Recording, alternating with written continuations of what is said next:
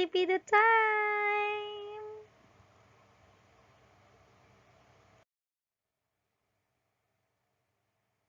Kumusta mga bata?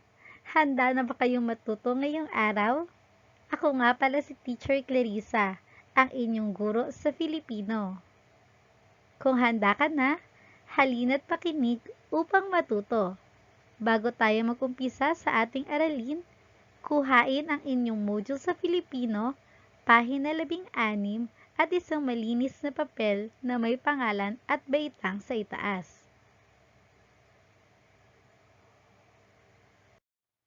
Naglalaman ng aralin na ito ng mga kaalaman tungkol sa pagbibigay ng mensahe o tema ng isang patalastas, kwentong katang-isip o tekstong hango sa tunay na pangyayari, balita, talambuhay at tekstong pang-impormasyon. Ito ay mahalaga.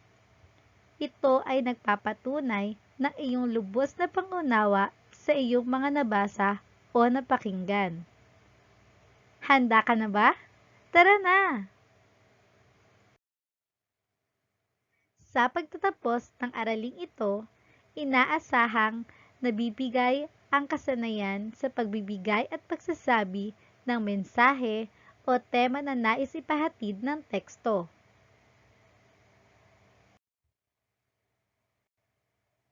Gawain 1, module. Basahin ang kwento, sagutin ang mga tanong pagkatapos nito. Ano ang nakikita sa larawan? Tama, ito ay isang uri ng ibon, ito ay isang uwak. Kulay itim ito at mataas ding lumipad. Handa ka na ba sa ating kwento? Isang nauuhaw na uwak ang nakahanap ng banga na may lamang tubig.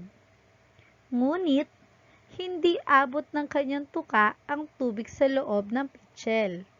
Kaya, hindi niya mainom ang tubig. Nagkaroon siya ng ideya at kumuha ng maliliit na bato.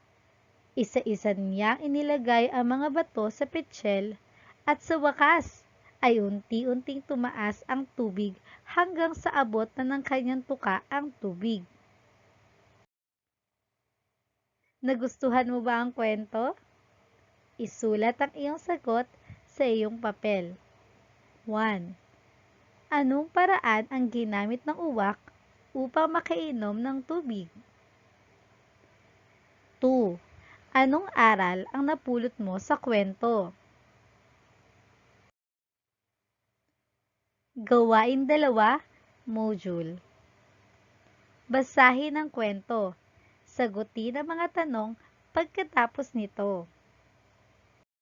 Ang pamagat ng ating kwento, Ang Batang Masipag. Ito ay kwento ni Maria Luisa Lining. Araw-araw ay tumutulong si Carlos sa kanyang nanay sa gawaing bahay bago maglaro. Pagkatapos niya maglinis, ay tumutulong din siya sa kanyang tatay na magdilig ng halaman. May kagalakan sa puso ni Carlo tuwing gagawin niya ang mga gawaing ito at ang kanyang mga magulang ay tuwang-tuwa sa kanya. Naunawaan niyo ba ang ating maikling kwento? Sa inyong palagay, ano ang naidudulot ng batang masipag? Isulat ninyo ang inyong sagot sa inyong papel. Pangalawang tanong. Para sa ating gawain 3, module, basahing mabuti ang maikling paalala na ito sa tulong ng iyong kasama sa bahay. Sagutin ang mga tanong sa iyong papel. Tutulungan ko kayo sa pagbabasa ng mga paalala. Handa na ba kayo? Kuhain ninyo ang inyong module at tignan ito sa pahina 17. Nakita nyo ba ang paalala sa pahina 17? Sabayan nyo akong magbasa. Mga dapat gawin upang makaiwas sa COVID-19. Ang coronavirus disease, COVID-19, ay isang nakakahawang sakit na dulot ng bagong coronavirus. Naipapasa ang sakit sa mga ibang tao sa malapitang pakikitungo sa pamamagitan ng maliit na patak kapag umuubo, bumabahing, o nagsasalita. Una, hugasan na madalas ang iyong mga kamay. Pangalawa, iwasan ang hawakan ang iyong mata, ilong, at bibig. Ikatlo, takpan ang iyong mukha ng panyo kung babahing. Ikaapat, iwasan ang matataong lugar at huwag makisalamuha sa taong may lagnat o ubo. Ikalima, manatili lamang sa bahay kung wala namang importanteng gagawin sa labas. At ikaanim, kung sakaling ikaw ay may lagnat, ubo, at hirap sa paghinga, tumawag sa malapit na health center sa inyong lugar para humingi ng tulong.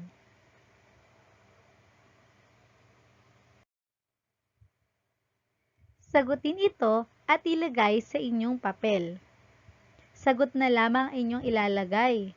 Hindi na kinakailangan na kopyahin ang mga tanong. 1.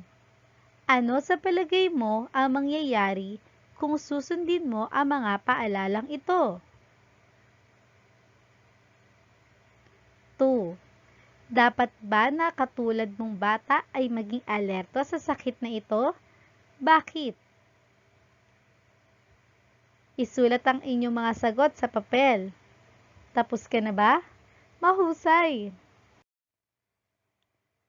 Bilang isang bata na nakakabasa na ng mga kwento, patalastas, katang-isip, paksa, tunay na pangyayari at balita, isang hamon sa iyo na maunawaan ang mga mahahalagang mensahe ng iyong binasa.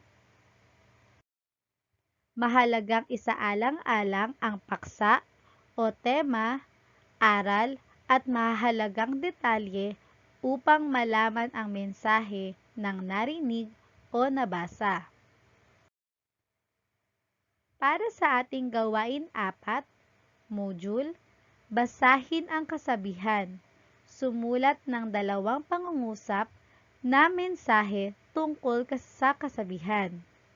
Ang ating kasabihan, kumain ng gulay, pampahaba ng buhay, at kumain ng prutas upang ikaw ay lumakas. Ulitin nyo nga ang kasabihan. Mahusay! Ilagay ninyo ang inyong sagot sa iyong papel. Huwag kakalimutan, lagyan ng gawain 4, module. Tapos ka na ba? Para sa ating gawain 5, module, basahin ang tula. Alamin ang mahalagang mensahe nito. Sagutin ang mga tanong pagkatapos ng tula. Ang pamagat ng ating tula, ang bulaklak. Ito ay tula ni Maria Luisa Lining.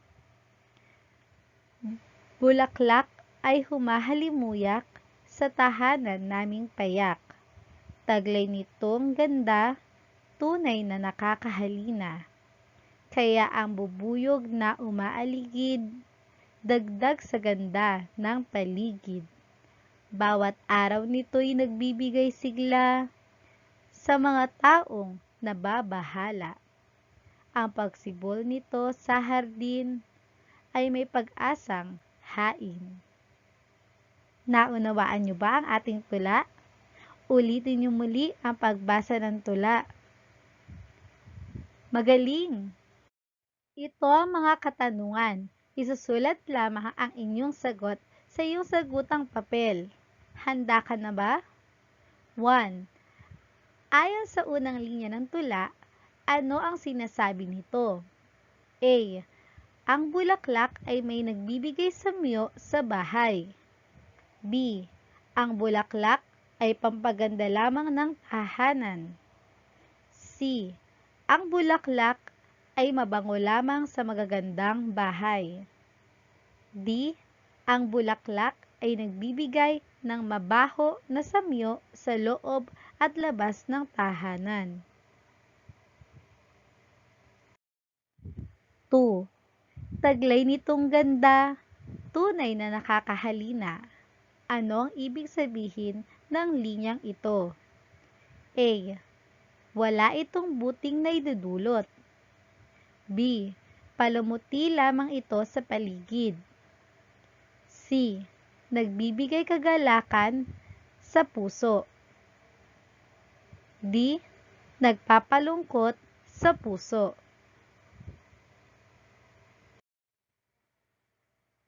3. Kaya ang bubuyog na umaaligid, dagdag sa ganda ng paligid. Ano ang ibig sabihin ng salitang ito? A. Sinisira ng bubuyog ang bulaklak. B. Dahil kaibigan ng bubuyog ang bulaklak. C. Naiinis ang bubuyog sa bulaklak na nasa hardin. D. Ang bubuyog ay nahahalina rin sa bulaklak dahil sa tamis nito. 4. Anong mensahe ang tinutukoy ng kabuuang tula? A.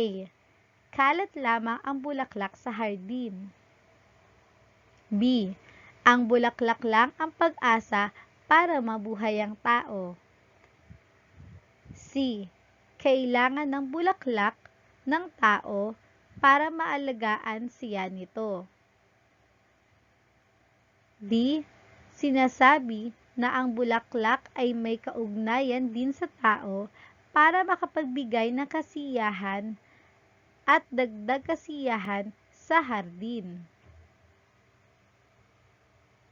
Gawain 6, module.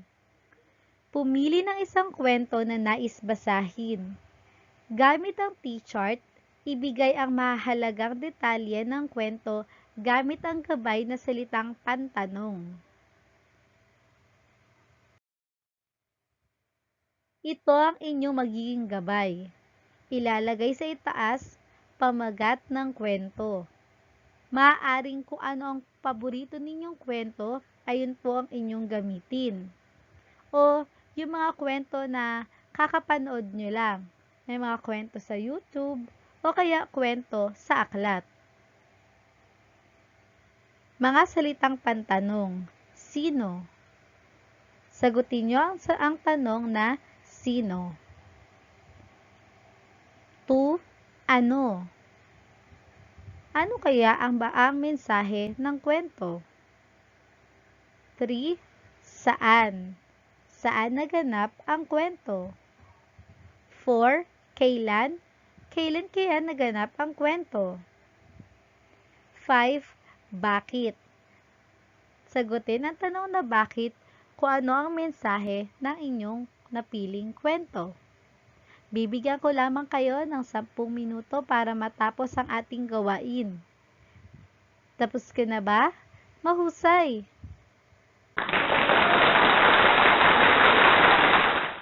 Binabati kita at natapos ka na sa ating aralin sa Filipino.